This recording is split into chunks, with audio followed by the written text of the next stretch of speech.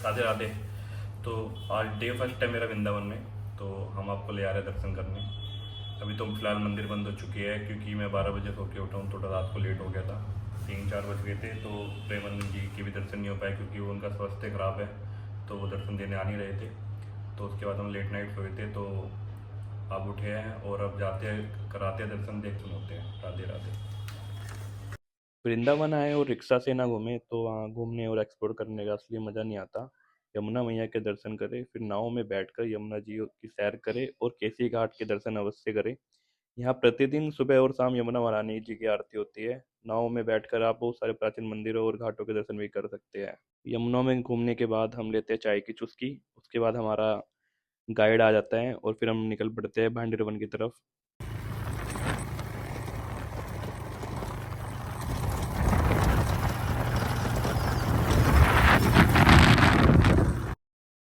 Bhandirvan bridge भूमि का एक पवित्र स्थान है जहाँ पुरानी कथाओं के अनुसार भगवान श्री कृष्ण और राधा रानी का विवाह भगवान ब्रह्मा जी ने संपन्न करवाया, जो उनके प्रेम और दिव्य लीला का साक्षी है।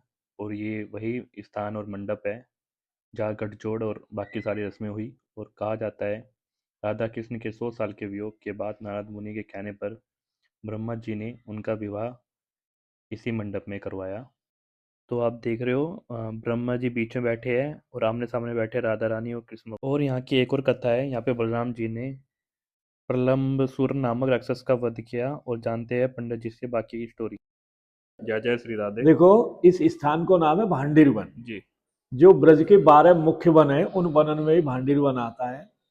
और आदिवारा पुराण में तो यहाँ तक लिख दिया है कि भांडीर वन के दर्शन मात्र से प्राणी को पुनः मातृ गर्भ नहीं मिलेगा, अच्छा।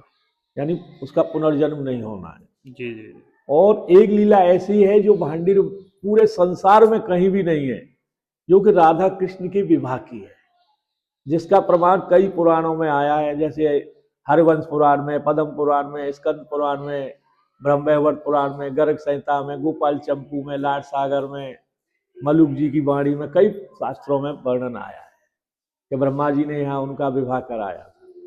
और ये कृष्ण के बड़े भाई हैं बलराम जी, दाऊ भैया। इन्होंने यहाँ पे एक प्रलम्ब नाम के राक्षस का वध किया, प्रलम्बासुर उद्धार, जो कंस ने एक गोपवाल के रूप में इधर भेजा था। भगवान अपने गोपवालों में खेल रहे हैं, आके खड़ा हो गया, लेकिन भगवान तो अंतर्यामी पहचान गए। लेकिन भगवान की नरलीला दिखाने की, लीला करने की वो है, तो अपने सखाओं को पूछा, हाँ भाई मधमंगल, मंस काशी दामा सुबल, सबको कहिए नया लड़का कौन आया है। सबने मना कर दिया, भाई काना हमें नहीं पता कौन है क्या है। तब उसको बोला, इधर आ रे, क्या मतलब है? क्या खेलूंगा यार, क्या खेलने की चाहे तो खेलने में हमारी शर्त है, शर्त मानेगा तो खेलेगा। बोले शर्त ये है कि 2 पारी बनेगी, एक हारेगी एक जीतेगी। जो हार जाएगी ना, वो जीती हुई को अपने कंधे पे पीठ को उठा के जाएगी। बोले ठीक है, मंजूर है। तो कन्हैया ने अपनी पारी में उसको रखकर, दाऊ दादा श्री दामा एक पारी में रख के, बाद बाकी सखा बांट के खेल शुरू किया, तो अपनी पारी को ही हरा दिया था। अब पारी हार गई तो स्वयं कन्हैया जी ने श्री दामा जी को बैठाला था। कहते ना, खेलत में को काको गुसैया, हरे हारे जीते श्री दाऊ। तो दाऊ दादा प्रलम्ब पर सवार हुए थे, तो कुछ दूर तो वो ग्वाल वालों के साथ हिलमिल के रहा था, फिर एकदम आकाश मार्ग को लेके भग रहा था। तो दाऊदार बोले, कर क्या रहा है? कि अब तुझे कंस के पास ले जाऊंगा। लेकिन ये तो धरणीधर भगवान है, शेष भगवान, बहुत वजन बढ़ाया, नीचे आया है। तब उसके सर पर ऐसे मुक्का मार के उसका प्रणाम किया है। तो उसी मुद्रा में आप देख रहे हो ठाकुर जी का ये विग्रह है, ठाकुर जी। तो यहाँ पे प्रलंबासुर उद्धार की लीला की है। और ये यहाँ पे जो भोजन प्रसादी का महत्व है, यहाँ पे प्रभु ने भोजन की लीलाएं करी है, क्योंकि दुर्वासा जी को गोपिकाओं ने भोजन कराया था, ब्राह्मण पत्नियों ने बलराम कृष्ण को कराया है। 2 बार पर्सनल भगवान ने अपनी व्यक्तिगत दी है, एक तो ब्रजांगनाओं से मल्लकीड़ा में हारने के बाद, और दूसरा यहाँ पे सारे तीर्थों को जब बुलाया है भगवान ने, तो उनको भोजन दिया था और ब्राह्मणों को गोदान दिया था। ऐसा हरवंश पान का पुराण वर्णन है। तो और आज भी जो उच्च कोटि के संत हैं, वो मांग करके ही भिक्षा खाते हैं। जो मांग कर भिक्षा खाई जाती है उसको मधुकरी बोला जाता है। ऐसा है। जय श्री राम। जय श्री राधे।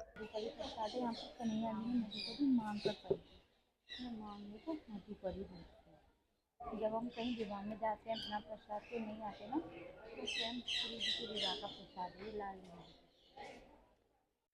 तो हम पहुंच चुके हैं बंसीवट। भांडीवन से 600 मीटर दूर या यह स्थान है। इसी स्थान पर कृष्ण भगवान अपने सखाओं के साथ भोजन करते थे और राधा रानी व गोपियों को बुलाने के लिए बंसी बजाते थे। भगवान श्री कृष्ण राधा रानी और गोपियों के साथ बंसीवट वृक्ष के नीचे रासलीला भी करते थे। तो लोगों का कहना है कि आज भी अगर कोई यहाँ पे कान लगा के सुनता है ध्यान से तो आज भी बंसी की आवाज़ आती है, और ये कथा बिल्कुल सच है। तो मैंने भी यहाँ पे ट्राई किया और कान लगा के सुना, तो मुझे भी हल्के हल्के ढोलक और बांसुरी टाइप में कुछ आवाज़ सुनाई दी। पर बहुत देर बाद जब मैंने बिल्कुल शांत होकर सुना तो बोलो राधे राधे। जब तक हम आरती घाट पहुँचे तब तक हम लेट हो चुके थे और आरती समाप्त हो चुकी थी। हम थोड़ी देर बाद पहुँच गए थे। आरती तो नहीं देख पाए, पर हमारे लिए सौभाग्य की बात ये रही कि हम श्री सतगुरु श्री सिद्धेश्वर महाराज जी के दर्शन कर पाए। और बाकी मिलते हैं कल नए ब्लॉग के साथ।